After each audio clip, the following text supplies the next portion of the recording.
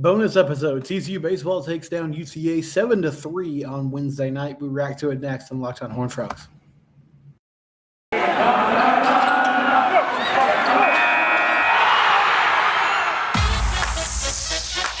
You are Locked On Horned Frogs, your daily podcast on the TCU Horned Frogs, part of the Locked On Podcast Network, your team every day.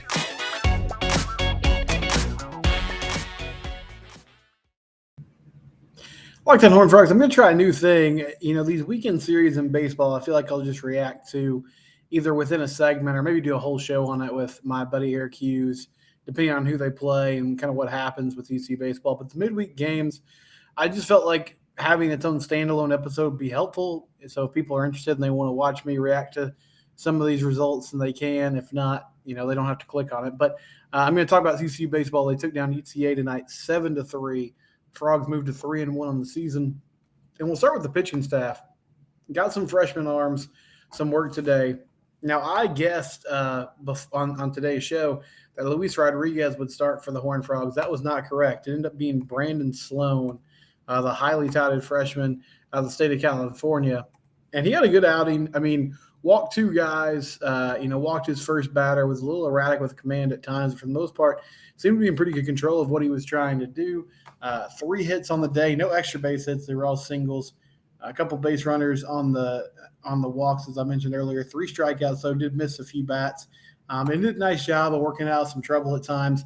Ended up leaving in the 4th inning. So only went 3 1/3, but that's not really bad for your Tuesday night or Wednesday night starter. These midweek games, I mean, Kurt Sellers is expecting to use a lot of arms. In some cases, it's to get some guys some extra work or some guys that aren't going to pitch a lot on Friday and Saturday to get them some action.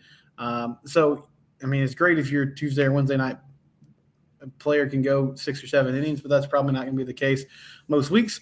Goes 3 1/3, only gives a couple runs, does a nice job. And then Luis Rodriguez comes in relief, and Rodriguez had a really impressive fall camp. A lot of people mentioned him as someone to watch, a young arm that could emerge throughout the season. And he goes 2 2/3, gave up 1 triple, 3 hits overall. One of those was a bunt single, gave up a single in the 4th inning that led to a run, or that scored a run, had a run in the 1st and 2nd with 2 outs, and gave up a base hit that scored a run. But he also looked really in command, and the moment wasn't too big for him at all. He had 4 strikeouts, and he bared down. He allowed that. There was a bunt single and triple that scored a run, and UTA looked like they were about to tie the game. Had a runner on third with 1 out, and he was able to get out of that jam with a huge strikeout to end the inning. So nice job by Rodriguez in relief.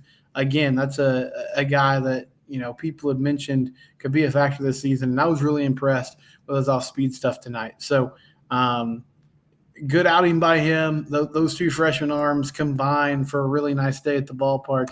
Again, this Braden Sloan and then Luis Rodriguez coming in and doing a nice job. And then Cam Brown got some work.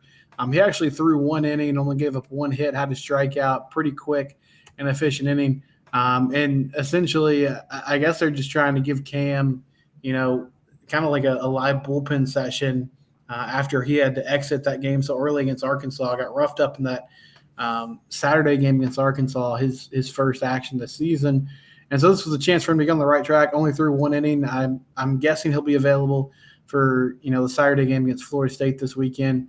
But hopefully that's got him, feeling pretty good about himself, having some confidence going into being back in that starting rotation. They need Cam Brown to be effective. This is a starting rotation in the last few years that either because of injuries or because of guys just not kind of living up to their expectations, there's always been mixing and matching that has to be done. It seems like it's always kind of being held together by shoestring and duct tape. And, man, if Ryan Vanderhei and Cam Brown can be effective and be steady and be consistent, and that will go a long way in helping steady this team. They've shown the ability to score runs. We'll talk about how the lineup did tonight in a second, but it still comes down to, can you pitch? Can you get outs? Can you keep yourselves in games, get quality starts from your weekend starters? And that's something that TCU has just not done nearly as well the past few seasons as they did during those Omaha appearances. And it's a direct correlation. Like if you have elite pitching, if you got arms that can go and that can throw well,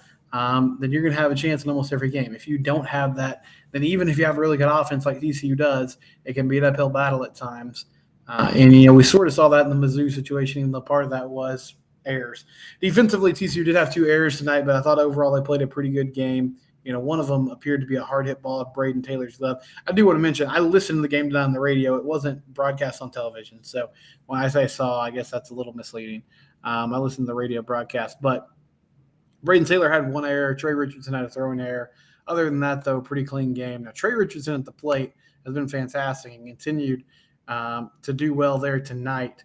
Had 2 hits on the day, 2 doubles, and 1 RBI driving home a run in that contest. So the Baylor transfer has stepped in and has done a really nice job so far. The fact that he's hitting 8th in the lineup is super encouraging. And the bottom of this lineup had a really good night. Trey Richardson, as I mentioned earlier, did a nice job. Fisher Ingersoll saw his first action of the year, had a hit and an RBI. I believe he also drew a walk tonight. Yeah, he drew 2 walks tonight, actually. Backup catcher Carson Bowen had an RBI single.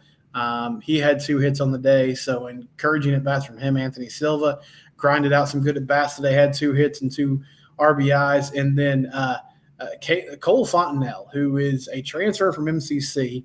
MCC, one of the best JUCO programs in the nation down in Waco. Actually, their former coach, Mitch Thompson, just took the Baylor job. They won a JUCO national championship a few years ago. But Fontenelle has come in, and he's been in this DH role to start the season. He had a home run tonight and 2 hits on the day, but drove 1 out of Lupton Stadium. And, at DH position was a spot where they were lacking last year. Hopefully Fontenelle can come in and shore that up. He seems to be a player that can come in and hit the ball. He didn't have a great weekend, that opening series in Globe Life, but really nice job today. Braden Taylor ended up with 2 hits, had a couple of strikeouts to start the game, but still found a way to have some productive at-bats. Elijah Nunez got the day off today.